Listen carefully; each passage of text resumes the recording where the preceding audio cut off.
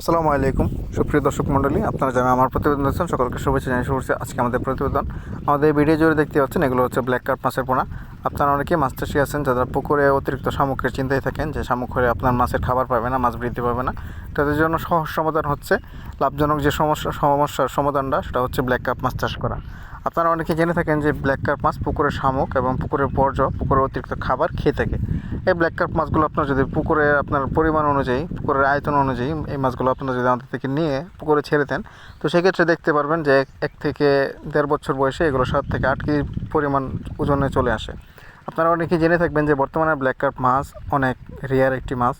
আপনারাও মাঝে মাঝে দেখতে পারেন যে পুকুরে বড় সাইজের কিছু মাছ থাকে কালো কালারের, সেগুলো হচ্ছে এই ব্ল্যাক কার্প মাছ। আপনারা যারা ব্ল্যাক কার্প মাছ চাষ করতে চান তারা আমাদের সাথে যোগাযোগ করতে পারবেন। আমাদের কাছ থেকে আপনারা তথ্য ও পরামর্শ পেতে পারেন আমাদের দেওয়া নাম্বারে।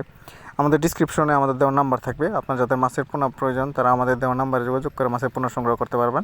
আমাদের মাছের পোনা বাংলাদেশের যে কোনো জেলা থেকে, যে কোনো ডিস্ট্রিক্ট থেকে আপনারা সংগ্রহ করতে পারবেন, কারণ আমাদের মাছের পোনা 64 জেলায় হোম ডেলিভারি দেওয়া সম্ভব। আমরা পরিবহনের মাধ্যমে বাংলাদেশের সকল জেলায় মাছের পোনা হোম ডেলিভারি দেই। তো যাদের মাছের পোনা প্রয়োজন পড়বে তারা অবশ্যই আমাদের দেওয়া নাম্বারে যোগাযোগ করে ভিডিওটি শেয়ার করে দেবেন। ধন্যবাদ।